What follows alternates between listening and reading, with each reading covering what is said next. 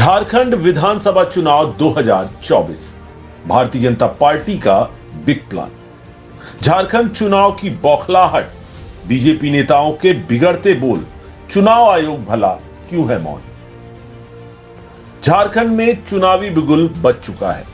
चुनाव आयोग ने बीते 15 अक्टूबर को तारीखों की घोषणा भी कर दी है, जिसके अनुसार झारखंड में मतदान 2 चरणों में 13 और 20 नवंबर को होंगे, तो वहीं वोटों की गिनती यानी मतगणना 23 नवंबर को होगी। नमस्कार, आप देखना शुरू कर चुके हैं हिंदनामा न्यूज। झारखंड हिंदू मुस्लिम खेल शुरू, भाजपा का चुनावी स्टंट जोरों पर। ये आपकी रोटी भी छीन रहे हैं, ये आपकी बेटी भी छीन रहे हैं, ये आपकी माटी को भी हड़प कर रहे हैं। ठीक इन्हीं शब्दों के साथ प्रधानमंत्री नरेंद्र मोदी ने झारखंड में चुनाव प्रचार में धमाकेदार एंट्री ली है। जाहिर है कि प्रधानमंत्री मोदी इसमें किसी भ्रम या गलतफहमी की गुंजाइश नहीं छोड़ते हैं कि भला ये कौन है जिन्होंने यह भयानक खतरा पैदा कर दिया है।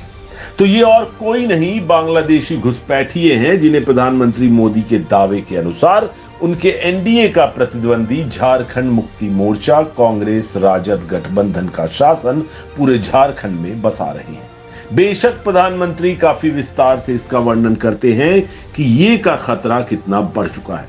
वह बताते हैं कि स्कूलों में सरस्वती वंदना तक पर रोक लगने लगी है, जिसे पता चलता है कि खतरा कितना बढ़ गया है।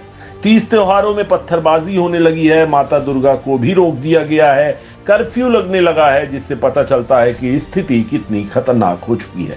बेटियों के साथ शादी के नाम पर छल कपट होने लगा है, जिससे पता चलता है कि पानी तो सिर के ऊपर से गुजर गया है। बेशक खतरे का यह सारा आख्यान व्याख्यान प्रतिद्वंदी जेएमएम, कांग्रेस, आरजेडी गठबंधन को चुनाव के लिए निशाना बनाने के लिए ही है। इसलिए यह आख्यान व्याख्यान शुरू होता है झारखंड के सत्ताधारी गठबंधन पर इसका आरोप लगाने के साथ कि उसने तुष्टीकरण की राजनीति को चरम पर पहुंचा दिया है, कि ये तीनों दल सामाजिक ताना बाना तोड़ने पर आमादा हैं, कि ये तीनों दल घुसपैठिया समर्थक हैं, आदि आदि, और आख्यान खत्म होता है इसके आख्यान आह्वान के साथ ही कि इस घुसपैठिया गठबंधन को अपने एक वोट से उखाड़ फेंकना है। बीच में खास तौर पर आदिवासियों को लक्षित कर इसका दावा भी किया जाता है कि अगर जेएमएम, कांग्रेस, आरजेडी की यही कुनीति जारी रही तो आदिवासी समाज का दायरा सिकुड़ जाएगा। यह अभी महज संयोग ही नहीं है कि न सिर्फ घुसपैठ बल्कि खास तौर पर बांग्लादेशी घुसपैठ का ऐसा ही हवा खड़ा करने के लिए जिस असम में एनआरसी के नाम पर आम लोगों पर भारी तकलीफें थोपी गई और राज्य पर बहुत बड़ा आर्थिक बोझ भी डाला गया, वहां की भाजपा सरकार के मुख्यमंत्री हेमंत बिस्वा शर्मा झारखंड में बांग्लादेशी घुसपैठियों के खतरे का शोर मचाने में भाजपा नेताओं में सबसे आगे है, पहली पंक्ति पर, पहली कतार में है। हैरानी की बात नहीं होगी कि झारखंड में इसी मुद्दे को उछालने की संभावनाओं को देखते हुए ही भाजपा ने बिस्वा शर्मा को इस चुनाव के लिए इंचार्ज बनाया हो। वैसे मध्य प्रदेश के पूर्व मुख्यमंत्री तथा अब केंद्रीय कृषि मंत्री शिवराज सिंह चौहान को भी उनके साथ साथ सह इंचार्ज बनाया गया था, लेकिन बिस्वा शर्मा ने इस मुद्दे को उछालने की अपनी विशेष योग्यता के सहारे उन्हें आसानी से किनारे लगा दिया, ऐसा लग रहा है। हैरानी की बात नहीं है कि प्रधानमंत्री मोदी के उक्त भाषण से पहले से बिस्वा शर्मा झारखंड में इसका ऐलान कर प्रधानमंत्री के भाषण के लिए माहौल तैयार कर रहे थे कि हम हारेगा ना तो ये पीतांबर, नीलांबर, सिद्ध, कान्हू, बिरसा मुंडा की भूमि को अरफान, इरफान, अंसारी, आलमगीर लूट लेगा। ये लोग हमारी बेटियों को लूटा, हमारा जमीन को लूटा, हमारी सरकार को लूटा, हमारे अहंकार को लूटा। हमें आवाज उठाना होगा, एक होना है।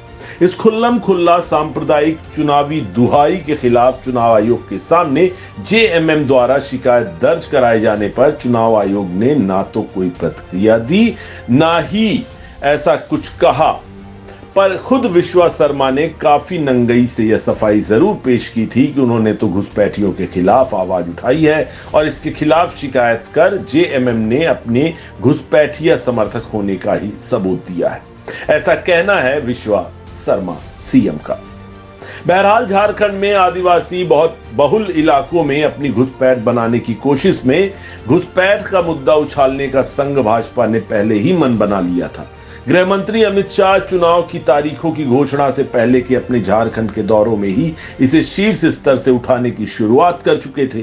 जाहिर है कि जमीनी स्तर पर संघ परिवार का यह प्रचार और बहुत पहले से जारी था। इस राज्य के लिए भाजपा के चुनावी घोषणा पत्र को जारी करते हुए अपनी रैली में अमित शाह ने एक बार फिर जोर शोर से उठाया और भाजपा सत्ता में आएगी तो घुसपैठियों को चुन चुन कर निकालने के वादे भी किए।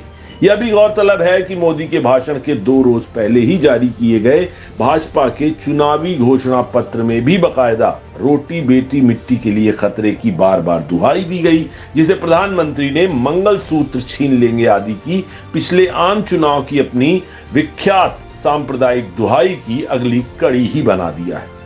इन सब के सिलसिले में 2 और सवाल हैं जो सरकार में शीर्ष पर बैठी मोदी शाह की जोड़ी से जरूर पूछे जाने चाहिए। पहला यह कि जब पिछले करीब 15 वर्ष से जनगणना ही नहीं हुई बड़े पैमाने पर घुसपैठ, उसकी वजह से आदिवासियों का दायरा सिकुड़ने आदि के दावे प्रधानमंत्री और गृह मंत्री भला किस आधार पर कर रहे हैं।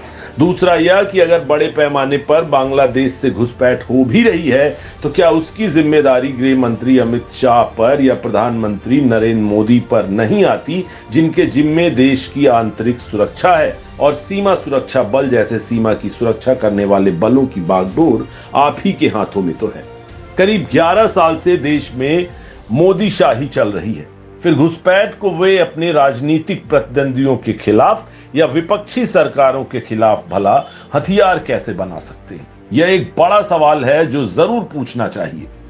फिर भी वे घुसपैठ को झारखंड में सबसे बड़ा मुद्दा बनाने पर वाजिद हैं, क्योंकि बांग्लादेशी घुसपैठिया कहते ही सांप्रदायिक पहलू प्रमुख हो जाता है। मुसलमानों के खतरे का जो नारा पिछले आम चुनाव में पिट चुका था, उसे ही झारखंड और महाराष्ट्र के चुनाव और उपचुनावों में दोबारा आजमाया जा रहा है।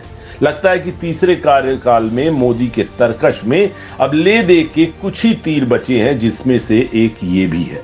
तभी तो मोदी ने झारखंड में शुरुआत ही इसी तीर से की है।